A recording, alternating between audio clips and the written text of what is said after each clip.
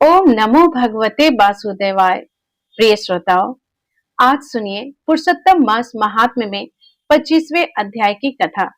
आज की कथा में आप जानेंगे पुरुषोत्तम मास उद्यापन विधि के बारे में, दान किन चीजों का करें, साथ में जानेंगे 33 मालपुए दान के महत्व के बारे में। तो आइए कथा को शुरू करते हैं। सभी प्रेम से बोलिए पुरुषोत्तम भगवान की जय हो। धनवा बोला, हे ब्राह्मण, हे मुनि, अब आप पुरुषोत्तम मास के व्रत करने वाले मनुष्यों के लिए कृपा कर उद्यापन विधि को अच्छी तरह से कहिए। वाल्मीकि मुनि बोले, पुरुषोत्तम मास व्रत के संपूर्ण फल की प्राप्ति के लिए श्री पुरुषोत्तम मास के उद्यापन विधि को थोड़े मैं अच्छी तरह से कहूंगा। पुरुषोत्तम मास के कृष्ण पक्ष की चतुर्दशी, नवमी अथवा अष्टमी को उद्यापन करना कहा है। इस पवित्र पुरुषोत्तम मास में प्रातः काल उठकर यथा उपलब्ध पूजन के समान से पूर्वान की क्रिया को कर एकाग्र मन होकर सदाचारी विष्णु भक्ति में तत्पर स्त्री सहित ऐसे 30 ब्राह्मणों को निमंत्रित करे। हे भूपते, अथवा यथाशक्ति अपने धन के अनुसार 7 अथवा 5 ब्राह्मणों को निमंत्रित करे। बाद में मध्याह्न के समय 16 सेर अथवा उसका आधा यथाशक्ति पंचदान से उत्तम सर्वतोभद्र बनावे। सर्वतोभद्र मंडल के ऊपर सुवर्ण, चांदी, तांबा अथवा मिट्टी के छिद्र रहित शुद्ध 4 कलश स्थापन करना चाहिए। 4 व्यू के प्रत्यार्थ चारों दिशाओं में बेल से युक्त उत्तम वस्त्र से व्यशिष्ट पान से युक्त उन कलशों को करना चाहिए। उन चारों कलशों पर क्रम से वासुदेव, हलधर, प्रद्युम्न और अनिरुद्ध देव को स्थापित करें। पुरुषोत्तम मास व्रत के आरंभ में स्थापित किए हुए राधिका सहित देव देवेश पुरुषोत्तम भगवान को कलश युक्त वहां से लाकर मंडल के ऊपर मध्य भाग में स्थापित करें। वेदांग के जानने वाले वैष्णव को आचार्य बनाकर जप के लिए 4 ब्राह्मणों को वरण करे। उनको अंगूठी के सहित 2 वस्त्र देना चाहिए। प्रसन्न मन से वस्त्र, आभूषण आदि से आचार्य को विभूषित करके फिर शरीर शुद्धि के लिए प्रायश्चित गोदान करें। तदंतर स्त्री के साथ पूर्वोक्त विधि से पूजा करनी चाहिए और वरण किए हुए 4 ब्राह्मणों से 4 का जाप करना चाहिए और 4 दिशाओं में 4 दीपक ऊपर के भाग में स्थापित करना चाहिए। फिर नारियल आदि फलों से क्रम के अनुसार अर्घ्यदान करना चाहिए। घुटनों के बल से पृथ्वी में स्थित होकर पंचरत्न और यथालब्ध अच्छे फलों को दोनों हाथ में लेकर श्रद्धा भक्ति से युक्त स्त्री के साथ हर्ष से युक्त होकर प्रसन्न मन से श्री हरि भगवान का स्मरण करता हुआ अर्घ्यदान करे। अर्घ्यदान का मंत्र है, हे देव पुरुषोत्तम, आपको नमस्कार है। हे हरि, राधिका के साथ आप मुझसे दिए गए अर्घ्य को ग्रहण करें। नवीन मेघ के समान श्याम वर 2 भुजाधारी मुरली हाथ में धारण किए पीतांबर धारी देव राधिका के सहित पुरुषोत्तम भगवान को नमस्कार है। इस प्रकार भक्ति के साथ राधिका के सहित पुरुषोत्तम भगवान को नमस्कार करके चतुर्थ नाम मंत्रों से तिल की आहुति देवे। इसके बाद उनके मंत्रों से तर्पण और मार्जन करे। बाद में राधिका के सहित पुरुषोत्तम देव की आरती करे। अब निराजन का मंत्र कमल के दल के समान कांत वाले राधिका के रमन कोटि कामदेव के संदर्भ को धारण करने वाले देवेश का प्रेम से निराजन करता हो। ध्यान मंत्र अनंत रत्नों से शोभयामान सिंहासन पर स्थित अंतर ज्योति स्वरूपी बंसी शब्द से अत्यंत मोहित ब्रज की स्त्रियों से घिरे हुए हैं। इसीलिए वृंदावन में अत्यंत शोभयामान राधिका और कौस्तुभमणि से चमकते हुए हृदय वाले शोभयामान रत्नों से जटिल किरीट और कुंडल को धारण करने वाले आप नवीन पीतांबर को धारण किए हैं। इस प्रकार पुरुषोत्तम भगवान का ध्यान करें। फिर राधिका के सहित पुरुषोत्तम भगवान को पुष्पांजलि देकर स्त्री के साथ साष्टांग नमस्कार करें। नवीन मेघ के समान श्याम वर्णपीत वस्त्रधारी अच्युत श्री वंश चिन्ह से शोभित ओ स्थल वाले राधिका सहित हरि भगवान को नमस्कार है। ब्राह्मण को सुवर्ण के साथ पुण्य पात्र देवे। बाद प्रसन्नता के साथ आचार्य को बहुत सी दक्षिणा देवे। सप्तिकाचार्य को भक्ति से वस्त्र आभूषण से प्रसन्न करे। फिर ऋत्वजों को उत्तम दक्षिणा दे। बछड़ा सहित वस्त्र सहित दूध देने वाली सुशीला गौ को घंटा आभूषण से भूषित करके उसका दान करना चाहिए। तांबे का पीठ, स्वर्ण का श्रृंग, चांदी की खुर से भूषित कर देवे। धृत पात्र देवे और उसी प्रकार तिल पात्र देवे। स्त्री पुरुष को पहनने के लिए उमा महेश्वर के पितर्थ वस्त्र का दान करे। 8 प्रकार का पद दे और 1 जोड़ा जूता दे। यदि शक्ति हो तो आयु की चंचलता को विचारता हुआ वैष्णव ब्राह्मण को श्रीमद् भागवत का दान करे। देरी नहीं करे। श्रीमद् भागवत साक्षात भगवान का अद्भुत रूप है।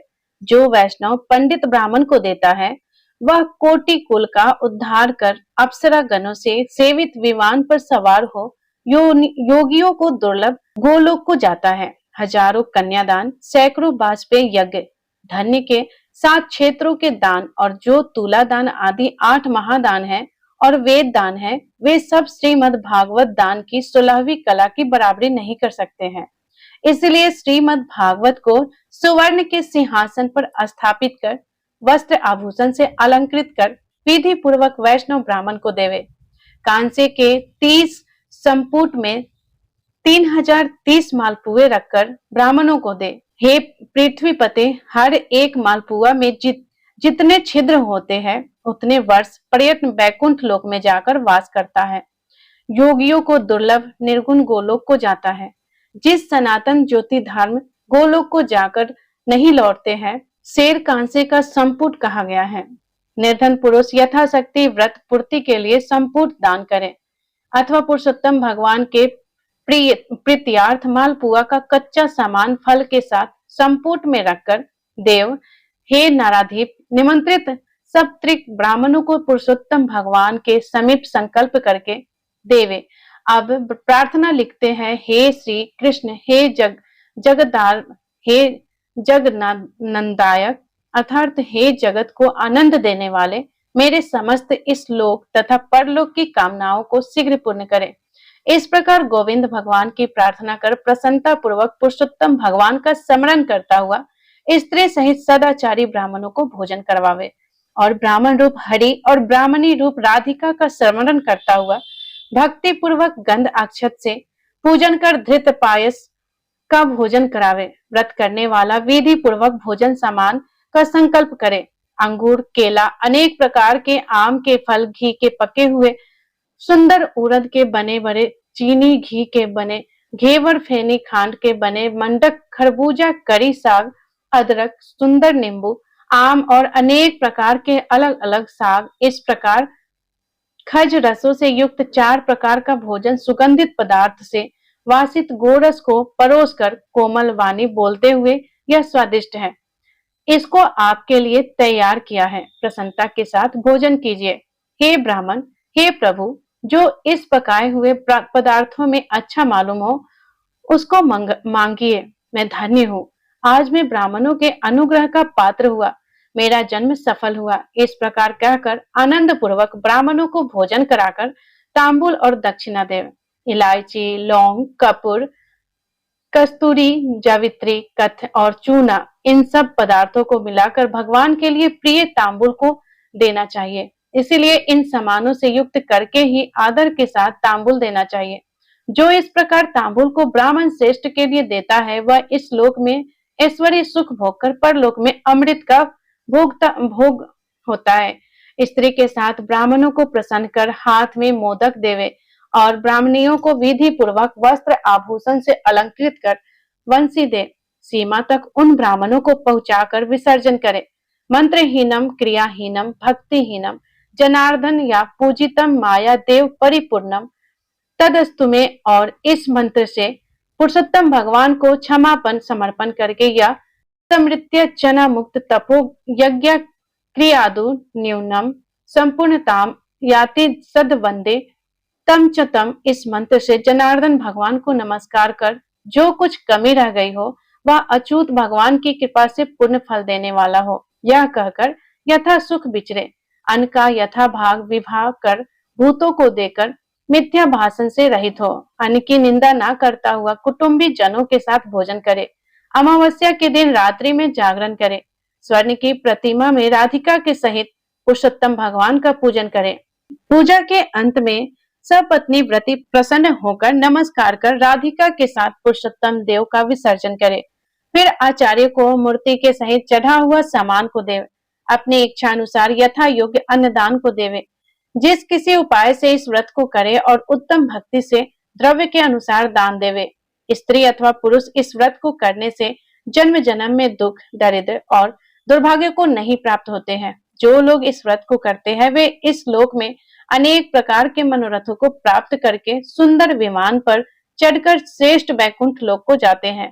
श्री नारायण बोले, इस प्रकार जो पुरुष इस श्री कृष्ण भगवान का प्रिय पुरुषोत्तम मास व्रत प्रीति पूर्वक आदर के साथ करता है, वह इस लोक के सुखों को भोगकर और पाप राशि से मुक्त होकर अपने पूर्व पुरुषों के साथ गोलोक को जाता है। तो प्रिय श्रोताओ, आज की कथा यही समाप्त होती है। आगे की कथा कल सुनेंगे इसी अधिक मास कथा श्रृंखला की कड़ी में, कल सुबह प्रातः काल। अब आइए सुनते हैं श्रीमद् भागवत गीता की 9वें अध्याय का महात्म्य। श्री महादेव जी कहते हैं, पार्वती, अब मैं आदर पूर्वक नवम अध्याय के महात्म्य का वर्णन करूंगा, तुम स्थिर होकर सुनो। नर्मदा के तट पर महिष्मती नाम की एक नगरी है। वहां माधव नाम के एक ब्राह्मण रहते थे, जो वेद वेदांगों के त्ववज्ञ और समय समय पर आने वाले अतिथियों के प्रेमी थे। उन्होंने विद्या के द्वारा बहुत धन कमाकर एक महान यज्ञ का अनुष्ठान आरंभ किया।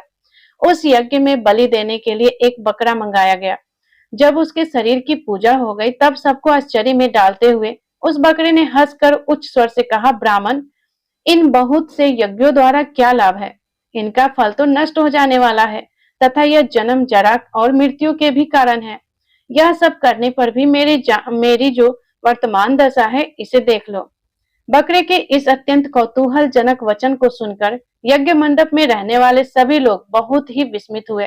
तब वे यजमान ब्राह्मण हाथ जोड़ अपलक नेत्रों से देखते हुए बकरे को प्रणाम करके श्रद्धा और आदर के साथ पूछने लगे। ब्राह्मण बोले, आप किस जाति के थे? आपका स्वभाव और आचरण कैसा था तथा किस कर्म से आपको बकरे की योनि प्राप्त हुई है? यह सब मुझे बताइए। बकरा बोला, ब्राह्मण, मैं पूर्व जन्म में ब्राह्मणों के अत्यंत निर्मल कुल में उत्पन्न हुआ था।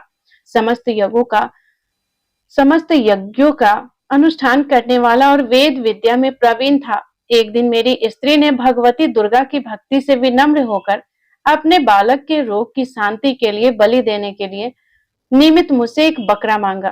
तत्पश्चात जब चंडिका के मंदिर में वह बकरा मारा जाने लगा, उस समय उसकी माता ने मुझे श्राप दिया, ओ ब्राह्मणों में नीच पापी, तू मेरे बच्चे का वध करना चाहता है, इसीलिए तू भी बकरे की योनि में जन्म लेगा। द्विज श्रेष्ठ, तत्काल बस मृत्यु को प्राप्त होकर मैं बकरा हुआ। यद्यपि मैं पशु योनि में पड़ा हूँ, तो भी मुझे अपने पूर्व जन्मों का स्मरण बना हुआ है। ब्राह्मण, यदि आपको सुनने की उत्कंठा हो तो मैं एक और भी आश्चर्य की बात बताता हूँ। कुरुक्षेत्र नाम का एक नगर है जो मोक्ष प्रदान करने वाला है। वहां चंद्र शर्मा नामक एक सूर्यवंशी राजा राज्य करते थे। एक समय जबकि सूर्य ग्रहण लगा था, राजा ने बड़ी श्रद्धा के साथ काल पुरुष का दान करने की तैयारी की। उन्होंने वेद वेदांगों के परागामी एक विद्वान ब्राह्मण को बुलवाया और पुरोहित के साथ वे तीर्थ के पावन जल से स्नान करने को चले। तीर्थ के पास पहुंचकर राजा ने स्नान किया और 2 वस्त्र धारण किए।